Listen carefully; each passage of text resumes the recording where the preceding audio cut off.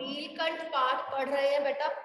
नीलकंठ पाठ में हमने पढ़ा था कि लेखिका को अपने पशु पक्षियों से बहुत ज्यादा प्यार था। जब भी वह बड़े मियाँ चिड़िया वाले की दुकान के पास से निकलती तो वहां से कोई ना कोई पशु या पक्षी ले आती थी। इस बार उसने दो पक्षी खरीदे थे, मोर और मोरनी। मोर के दो बच्चे खरीदे थे जिन्हें अपने घर ले आई थी, और उसे कहा गया था कि उसने तीतर खरीद लिए हैं। वो कहती है मुझे चढ़ा दिया गया, शायद इसलिए उनके प्रति मेरा विशेष प्रेम हो गया था। फिर उसके बारे में उसने बताया कि धीरे धीरे उनका विकास होना शुरू हुआ। इस तरह से मोर बहुत ही खूबसूरत बन गया था और उसका नाम नीलकंठ रखा गया था। और जो मोरनी थी वह भी सुंदर बन गई थी और उसका नाम राधा रखा गया था, क्योंकि वह हमेशा नीलकंठ के साथ साथ रहती थी। फिर नीलकंठ के स्वभाव के बारे में बताया है कि उसने किस तरह से अपने आप को बाकी पशु पक्षियों का संरक्षक नियुक्त कर लिया जाता था। जहां दाना दिया जाता सुबह इकट्ठा करके सबको वहां पर ले जाता था। अगर कोई गलती करता तो उसे चंचू प्रहार से दंड भी देता था। चंचू मतलब चोंच, अपने चंचू प्रहार से उसे दंड भी देता था। और उन्हें कई बार खरगोश के बच्चों को कान से उठा लेता था और उन्हें तब तक ना छोड़ता जब तक वे रोने नहीं लगते। और कई बार तो उनका कर्ण भेद संस्कार भी हो जाता था, यानी कि कानों में छेद भी हो जाते थे। और अगर वह इतना ज्यादा सख्त स्वभाव का था तो उसके अंदर प्यार भी बहुत ज्यादा था। कई बार अपने पंख फैलाकर बैठ जाता और छोटे छोटे जीव उसके पंखों के नीचे छुआ छुआल का खेल खेलते रहते। उसके बाद हमने पढ़ा था एक बार कहीं से जाली घर में एक सांप घुस आया था और उस सांप ने एक छोटे से खरगोश के बच्चे को अपने मुंह में जकड़ लिया, उसके पिछले हिस्से को। और नीलकंठ को कहीं से पता चल गया, उसकी आवाज, धीमी आवाज उसे सुनाई दी। उसने उसे पकड़ लिया, उसके फन पर प्रहार करना शुरू किया अपने चोंच से, और सांप जख्मी हो गया और उसने खरगोश के बच्चे को छोड़ दिया। लेखिका ने बताया कि मोरनी को ऐसा नहीं लगा, राधा को ऐसा नहीं लगा कि जाकर नीलकंठ की मदद करनी चाहिए, और उसने अपनी आवाज से सबको बता दिया कि कोई दुर्घटना घटित हुई है। लेखिका कहते हैं कि हम सब वहां पर पहुंचे। उसके बाद क्या हुआ हमें ये पढ़ना है। पेज नंबर 112, थर्ड पैराग्राफ है। राधा ने सहायता देने की आवश्यकता नहीं समझी, परंतु अपनी मंद केका से, मंद केका मतलब धीमी आवाज से, किसी असामान्य घटना की सूचना सब और प्रसारित कर दी। माली पहुंचा, फिर हम सब पहुंचे। नीलकंठ जब शाम के 2 खंड कर चुका, 2 खंड, खंड मतलब हिस्सा, खंड हिस्सा, नीलकंठ ने शाम के 2 हिस्से कर दिए थे, उसे टुकड़े टुकड़े कर दिया था। तब उस शिशु खरगोश के पास गया और रात भर उसे पंखों के नीचे उष्णता देता रहा। उष्णता मतलब गर्मी। किसी बच्चे को चोट लग जाती है तो माँ उसे गोद में उठा लेती है ना जैसे, और बच्चे को बहुत सहलाती है, प्यार करती है ना।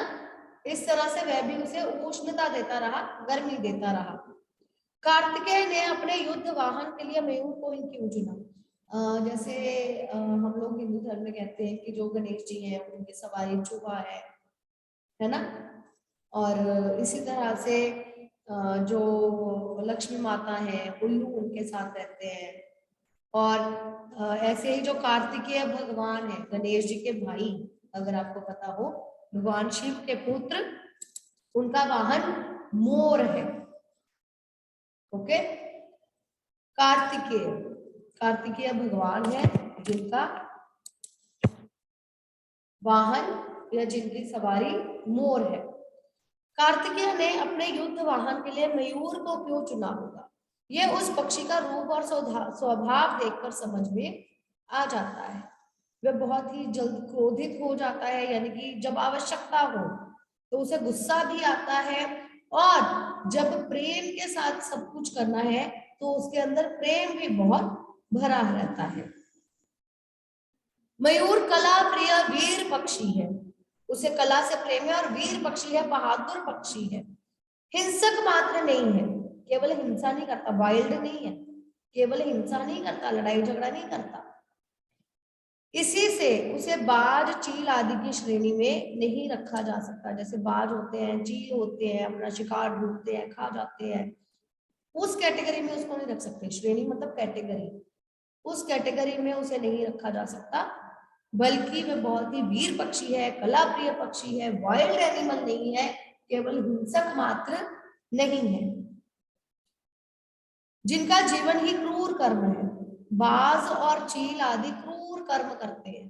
क्रूर कर्म का मतलब है क्रूअल होते हैं, जीवों को देखते हैं, छोटे जीवों को मार देते हैं, अपना भोजन बनाते हैं।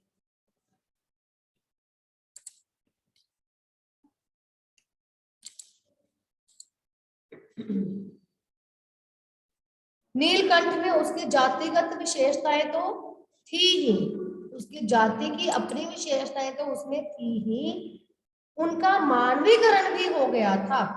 जातिगत विशेषता का मतलब होता है जैसे मोर है, सारे मोर कैसे होते हैं, कला प्रिय होते हैं, वीर भी होते हैं, है ना, सबसे प्रेम करने वाले भी होते हैं। जैसे हमने चील की बात की या बाज की बात की, तो सारे बाज कैसे होते हैं, ठीक है, ये उनकी विशेषताएं होती है। और जो नीलकंठ था उसमें जातिगत विशेषताएं तो थी ही, अपनी जाति की विशेषता तो उसमें थी ही, उसने अब उनका मानवीकरण भी कर दिया था। मानवीकरण भी कर दिया था मतलब सबको दिखा भी दिया था कि उसमें ये विशेषताएं हैं। ओके, वो करके भी दिखा दिया था। मेघों के सांवली छाया में अपने इंद्रधनुष के गुच्छे जैसे पंखों को मंडलाकार बनाकर जब वह नाचता था, तब उस नृत्य में एक सहजात लय ताल रहता था। आपको पता है ना, बारिश जब होती है तो मोर नाचते हैं, है ना, ये विशेषता है ना, जातिगत विशेषता है, सभी मोर नाचते हैं, ठीक है। तो भी अपने पंखों को फैलाकर मंडलाकार बनाकर, जैसे ये देखो पेज नंबर 113 पर बनाया हुआ ना, मंडलाकार बना हुआ, उसको जो पंख है वो फैले हुए हैं, फोटो दिख रही है ना, उसमें है, ठीक है। तो अपने पंखों को मंडलाकार बनाकर नाचता था, और उसमें एक लय ताल होती थी, जैसे डांस के स्टेप्स होते हैं वैसे, आगे पीछे दाहिने बाएं क्रम से घूमकर वह किसी अलक्ष्य सम पर ठहर ठहर जाता था। यानी कि वह आगे पीछे जाता, दाएं बाएं घूमता, घूमता रहता था, डांस करता था, नृत्य करता था, और कभी बीच बीच में ठहर जाता, कभी फिर नाचने लगता। राधा नीलकंठ के समान नहीं नाच सकती थी। जैसे नीलकंठ बहुत ही अच्छा नाचता था, राधा को वैसे नहीं नाचना आता था, वो वैसे नहीं नाच सकती थी, परंतु उसकी गति में भी एक छंद रहता था। लेकिन ये भी नहीं था कि आउट ऑफ ट्यून हो जाती थी, ऐसा नहीं था, एक छंद रहता था, मतलब एक स्टेप बाय स्टेप वो भी नाचती थी। वह नृत्य मगन नीलकंठ की दाहिनी ओर के पंखों को छूती हुई बाईं ओर निकल आती थी, और बाएं पंखों को स्पर्श करके दाईं ओर निकल आती थी, नीलकंठ के इर्द गिर्द घूमती रहती थी। इस प्रकार उसकी परिक्रमा में भी एक पूरक ताल परिचय मिलता था। नीलकंठ ने कैसे समझ लिया था कि उसका नृत्य मुझे बहुत भाता है। मुझे मतलब यहाँ मुझे कौन है, लेखिका। लेखिका कहती है नीलकंठ को न जाने कैसे पता चला कि मुझे उसका नृत्य बहुत भाता था। भाता मतलब अच्छा लगता था, नृत्य देखना अच्छा लगता था। यह तो नहीं बताया जा सकता, परंतु अचानक एक दिन वह मेरे जाली घर के पास पहुंचते ही अपने झूले से नीचे उतर आ गया, और पंखों का सतरंगी मंडलाकार छाता तानकर नृत्य की भंगिमा में खड़ा हो गया। भंगिमा मतलब मुद्रा, जेस्चर्स होते हैं ना, डांस करने वाले जेस्चर में आकर खड़ा हो गया। तब से यह नृत्य भंगिमा नित्य का कर्म बन गई, क्रम बन गई। नित्य मतलब हर रोज। अब यह हर रोज की बात हो रही थी कि लेखिका जब भी जाली घर के पास जाती थी तो नीलकंठ नृत्य करने वाली मुद्रा में आकर उसके पास खड़ा हो जाता था।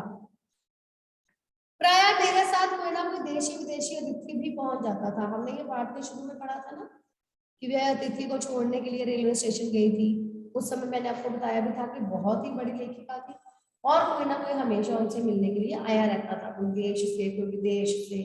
तो कहते हैं कि अक्सर मेरे साथ कोई ना कोई देशी विदेशी अतिथि भी होता था। और नीलकंठ की मुद्रा को अपने प्रति सम्मान पूर्वक समझकर विस्मय अभिभूत मतलब हैरान रह, नीलकंठ जैसे उनके पास आकर खड़ा हो जाता था, वह अतिथि हैरान हो जाता था और उन्हें ऐसे लगता था जैसे ये हमारा स्वागत कर रहा है। कई विदेशी महिलाओं ने उसे परफेक्ट जेंटलमैन की उपाधि दे दी। जैसे किसी फीमेल के आने पर किसी मेल को उनका स्वागत करना चाहिए, उनको वो करना चाहिए, उसी तरह से नीलकंठ उनके पास आकर खड़ा हो जाता था। और कई विदेशी महिलाओं ने उसे परफेक्ट जेंटलमैन की उपाधि दे दी थी, उसे परफेक्ट जेंटलमैन कहने लगी थी। जिस नोकीली पैनी चोंच से वह भयंकर विषधर को खंड खंड कर सकता था, उसी से मेरी हथेली पर रखे हुए भुने चने ऐसी कोमलता से हौले हौले उठाकर खाता था कि हंसी भी आती थी और विस्मय भी होता था। उसने अपने चोंच से सांप को टुकड़े टुकड़े कर दिया था ना, 2 टुकड़े कर दिए थे उसके। और लेखिका कहती है कि जिस चोंच से उसने सांप के 2 टुकड़े कर दिए थे, उसी चोंच से मेरी हथेली पर रखे हुए भुने चने बहुत ही प्यार के साथ खाता था। कि उसको देखकर हंसी भी आती थी और हैरानी भी होती थी कि यही चोंच है जिससे उसने सांप को टुकड़े टुकड़े कर दिया था, और यही चोंच है जिससे बड़े प्यार से भुने हुए चने खाता है। फलों के वृक्षों से अधिक उसे पुष्पित और पल्लवित वृक्ष भाते थे। पुष्पित और पल्लवित, पुष्पित मतलब फूलों वाले, पल्लवित मतलब जिन पर पत्ते ही पत्ते हो। नीलकंठ को फलों वाले वृक्षों से ज्यादा फूलों और पत्तों वाले वृक्ष ज्यादा अच्छे लगते थे। वसंत में जब आम के वृक्ष सुनहली मंजरियों से लद जाते थे, अशोक ने लाल पल्लवों से ढक जाता था। पल्लव मतलब पत्ते, पल्लव पत्ते।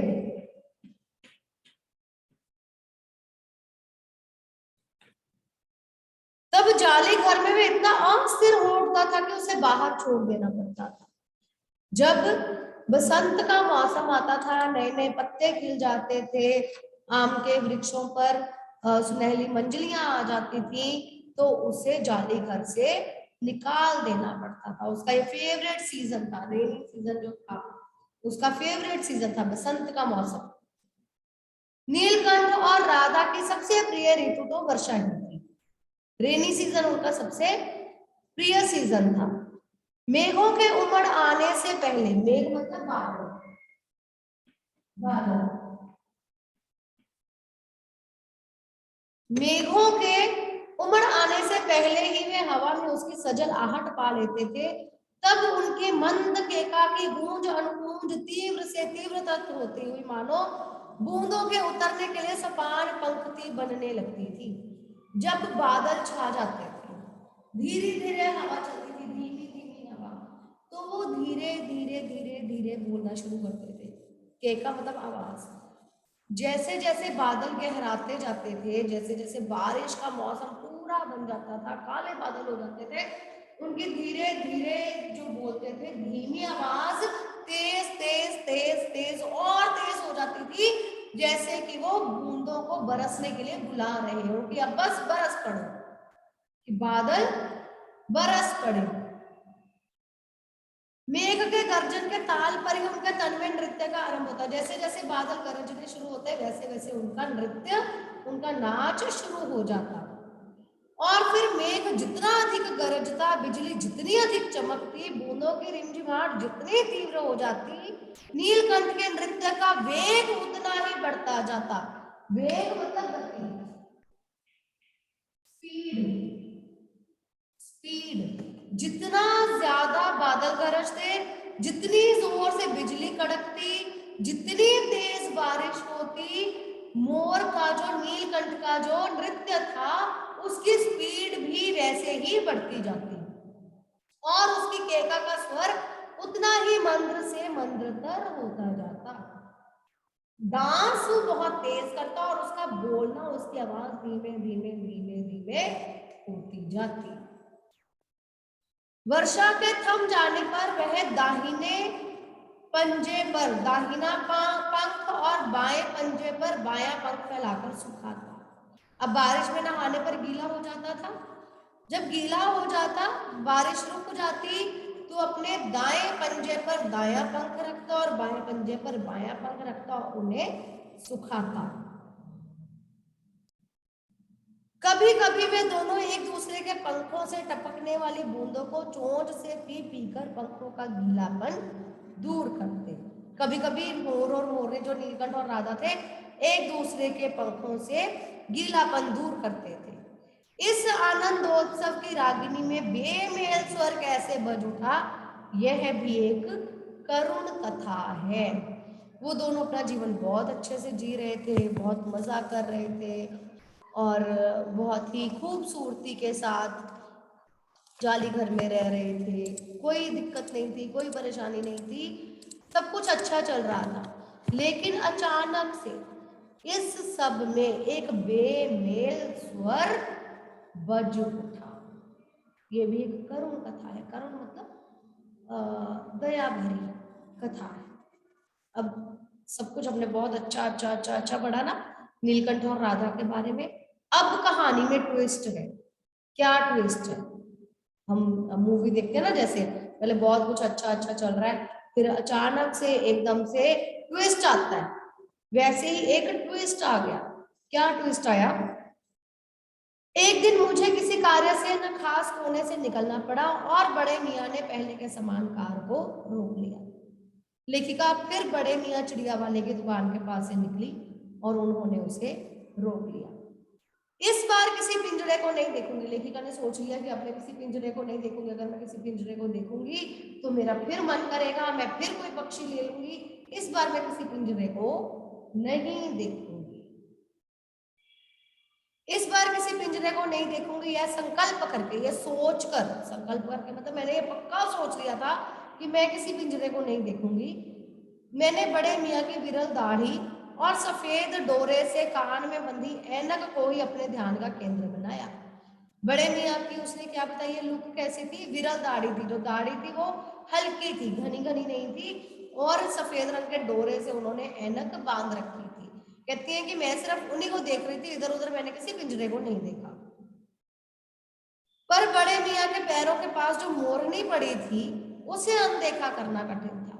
मोरनी राधा के समान ही थी, राधा जैसी ही थी। उसके मूंज से बंधे दोनों पंजों की उंगलियां टूटकर इस प्रकार एकत्रित हो गई थी कि वह खड़ी नहीं हो सकती थी। उसका जो पंजा था, पंजों की जो उंगलियां थी वो बंधी हुई थी, टूट गई थी, जिन्हें बांधा गया था, और वो टूट चुकी थी, इसलिए वो ठीक से खड़ी नहीं हो सकती थी। बड़े मियाँ के भाषण में फिर दौड़ने लगी। देखिए गुरुजी, कमबख्त चिड़ी मारने बेचारी का क्या हाल किया है। ऐसे कभी चिड़िया पकड़ी जाती है? आप ना आई होती तो मैं उसी के सिर से पटक देता, पर आपसे भी अधमरी मोरनी ले जाने को कैसे कहूँ। उसकी बेचारी की हालत बहुत ही खराब थी, अधमरी हुई पड़ी थी। तो कहता है कि अगर आप ना आती तो मैं उसको दे देता, पर आपसे भी कैसे कहूँ कि इसको ले जाओ, बेचारी अधमरी तो हुई पड़ी है। सारांश यह था कि 7 रुपए देकर उसे अगली सीट पर रखवाकर घर ले आई। पहले मोर और मोरनी के कुल 35 रुपए दिए थे, ठीक है। अब इस मोरनी के 7 रुपए दिए, 7 रुपए देकर उसे ले आई। एक बार फिर मेरे पढ़ने लिखने का कमरा अस्पताल बना। पंजों की मरहम पट्टी और देखभाल करने पर वह महीने भर में अच्छी हो गई। 1 महीना लगा, वो ठीक हो गई। उंगलियां वैसे ही टेढ़ी मेढ़ी रही, परंतु वह ठूंठ जैसे पंजों पर डगमगाती हुई चलने लगी। पंजे उसके उंगलियां टूट गई थी, इसलिए बहुत ठीक नहीं थे, लेकिन जख्म ठीक हो गए थे और वो टेढ़ी मेढ़ी चलने लगी थी, डगमगाती हुई चलती थी, टेढ़ी मेढ़ी चलती थी। तब उसे जालीघर में पहुंचाया गया। जैसे सभी पक्षियों को जालीघर में पहुंचा दिया जाता था, वैसे ही उसको भी जालीघर में पहुंचा दिया गया और नाम रखा गया कुब्जा, क्योंकि टेढ़ी मेढ़ी चलती थी, उसकी चाल बहुत अच्छी नहीं थी, टेढ़ी मेढ़ी चलने के कारण उसका नाम रखा गया कुब्जा। कुब्जा वह स्वभाव से भी कुब्जा ही प्रमाणित हुई। प्रूव कर दिया उसने कि वो कुब्जा ही है, उसका स्वभाव अच्छा नहीं था। जैसे राधा और नीलकंठ दोनों मोर मोरनी थे, बहुत अच्छे थे, बड़ा अच्छा स्वभाव था उनका, सबके साथ मिलजुल कर रहते थे। लेकिन ये जो कुब्जा थी, ये स्वभाव से भी कुब्जा ही थी, इसका स्वभाव अच्छा नहीं था। अब तक नीलकंठ और राधा साथ रहते थे, अब कुब्जा उन्हें साथ देखते ही मारने दौड़ती। चोंच से मार मार कर उसने राधा की कलगी नोच डाली, पंख नोच डाले। कठिनाई यह थी कि नीलकंठ उससे दूर भागता था और वह उसके साथ रहना चाहती थी। ना किसी जीव जंतु से उसकी मित्रता थी, ना वे किसी को नीलकंठ के समीप आने देना चाहती थी। उसी बीच राधा ने 2 अंडे दिए, जिनको वे पंखों में छिपाई बैठी रहती थी। पता चलते ही कुब्जा ने चोंच मार मार कर राधा को ढकेल दिया और फिर अंडे फोड़ कर ठूंठ जैसे पैरों से सब और छितरा दिए। यानी कि जो कुब्जा थी, उसने आकर सारा एनवायरनमेंट खराब कर दिया। सब जो इतना प्यार से रहते थे, इतने अच्छे से रहते थे, सब उसने गड़बड़ कर दिया। किसी को नीलकंठ के पास नहीं आने देती थी, राधा के अंडे फोड़ दिए थे। वो कहती थी सिर्फ मुझे ही नीलकंठ के साथ रहना है। इस कलह कोलाहल से और उससे भी अधिक राधा की दूरी से बेचारे नीलकंठ की प्रसन्नता का अंत हो गया। पहले नीलकंठ इतना खुश रहता था, सब कुछ ठीक था, अब उसकी खुशी खत्म हो गई। कई बार वह जाली घर से निकल भागा। एक बार कई दिन भूखा प्यासा आम की शाखाओं में बैठा छिपा रहा, जहां से बहुत पुचकार कर मैंने उतारा। एक बार मेरी खिड़की के शेड पर छिपा रहा। मेरे दाना देने जाने पर भी वह सदा की भांति पंखों को मंडलाकार बनाकर खड़ा हो जाता था, पर उसकी चाल में थकावट और आंखों में शून्यता था। जैसे वो पहले इतना चर्पी सा था, इतना अच्छा था, खुश खुश रहता था, अब वो सब खत्म हो गया, उदास रहने लगा, थका थका रहने लगा। अपनी अनुभवहीनता के कारण ही मैं ये आशा करती रही कि थोड़े दिन बाद सब में मेल हो जाएगा। अनुभवहीनता मतलब लेखिका को एक्सपीरियंस नहीं था इन चीजों का, उसे पता नहीं था कि इस तरह से अगर वह व्यवहार कर रहा है, बिहेव कर रहा है, तो इसके पीछे कोई कारण है। उसे लगा कि कोई बात नहीं, थोड़े दिनों में ठीक हो जाएगा।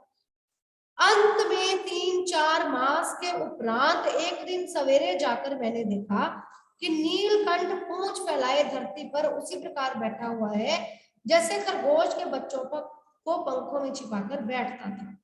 मेरे पुकारने पर भी उसके ना उठने पर संदेह हुआ। अब एक दिन वो बैठा हुआ था, पंख फैलाकर बैठा हुआ था, लेखिका ने उठाने की कोशिश की लेकिन वो उठा नहीं। वास्तव में नीलकंठ मर गया था। इतना खुश रहने वाला मोर जो था वह दुखी होकर मर गया। क्यों का उत्तर तो अब तक नहीं मिल सका। ना उसे कोई बीमारी हुई, ना उसके रंग बिरंगे फूलों के सदबक जैसे शरीर पर किसी चोट का चिन्ह मिला। मैं अपने शॉल में लपेटकर उसे संगम ले गई। जब गंगा के बीच धार में उसे प्रवाहित किया गया, तब उसके पंखों की चंद्रिकाओं से बिंबित प्रतिबिंबित होकर गंगा का चौड़ा पाट एक विशाल मयूर के साथ समान तरंगित होता था। कहती है जब वो मर गया तो उसे मैं लपेट कर अपने शॉल में लपेट कर ले गई और गंगा में जाकर उसे बहा दिया। नीलकंठ के ना रहने पर राधा तो निश्चेष्ट सी कई दिन कोने में बैठी रही। जब नीलकंठ मर गया तो कई दिनों तक राधा एक कोने में निश्चेष्ट सी, मतलब बेहोश सी पड़ी रही। कई बार वह भागकर लौट आया था। अब अतः वह प्रतीक्षा के भाव से द्वार पर दृष्टि लगाए रहती थी। कई बार नीलकंठ ऐसे ही चला गया था और आ गया था, इसलिए राधा को भी लगता था कि शायद वह वापस आ जाएगा। पर कुब्जा ने कोलाहल के साथ खोज ढूंढ आरंभ की। जो कुब्जा थी वो बैठी नहीं, उसने ढूंढना शुरू किया। खोज के क्रम में वह प्रायः जाली का दरवाजा खुलते ही बाहर निकल आती थी और आम, अशोक, कचनार, ये सब पेड़ों के नाम है, आम का पेड़, अशोक का पेड़, कचनार का पेड़ आदि की शाखाओं में नीलकंठ को ढूंढती रहती थी। एक दिन आम से उतरी ही थी कि कजली, उसके पास एक बिज थी, अल्सेशियन बिज थी, उसके सामने पड़ गई। स्वभाव के अनुसार उसने कजली पर भी चोट से प्रहार किया। परिणामतः कजली के 2 दांत उसकी गर्दन पर लग गए। उसने कजली के साथ भी लड़ाई झगड़ा किया और कजली के 2 दांत कुब्जा के गर्दन पर लग गए। इस बार उसका कलह, कोलाहल और द्वेष प्रेम भरा जीवन बचाया ना जा सका। अब जो कुब्जा थी उसकी भी मृत्यु हो गई, नीलकंठ की भी मृत्यु हो गई, कुब्जा की भी मृत्यु हो गई। परंतु इन 3 पक्षियों ने मुझे पक्षी प्रकृति की विभिन्नता का जो परिचय दिया है वह मेरे लिए विशेष महत्व रखता है। राधा अब परीक्षा में ही दुकेली है, प्रतीक्षा कर रही है। उसे अभी भी लगता है कि शायद नीलकंठ वापस आ जाएगा। आषाढ़ में जब आकाश मेघाच्छन्न हो जाता है, यानी कि बादलों से भर जाता है, आषाढ़ के महीने में जब बरसाती मौसम होता है, जब आषाढ़ के महीने में आकाश में बादल छा जाते हैं, तब वह कभी ऊंचे झूले पर और कभी अशोक की ढाल पर अपनी कीका, अपनी आवाज को तीव्रतर कर बहुत जोर से नीलकंठ को बुलाती रहती है। कैसा लगा पाठ? अच्छा था। जब हमने पाठ पढ़ना शुरू किया था तब मैंने आप लोगों से बात की थी कि पक्षी एक दूसरे की सहायता कैसे करते हैं, पशु पक्षी या मनुष्यों की सहायता कैसे करते हैं, है ना। तब हमने ये बात डिस्कस की थी कि जो पशु पक्षी हैं उनके अंदर भी भावनाएं होती हैं, उनमें भी प्रेम होता है, द्वेष होता है, द्वेष मतलब जेलस। जो कुब्जा थी उसके मन में जेलस थी, जलन थी, ईर्ष्या, द्वेष था। उसकी किसी के साथ बनती नहीं थी, किसी पशु पक्षी के साथ उसका प्रेम नहीं था।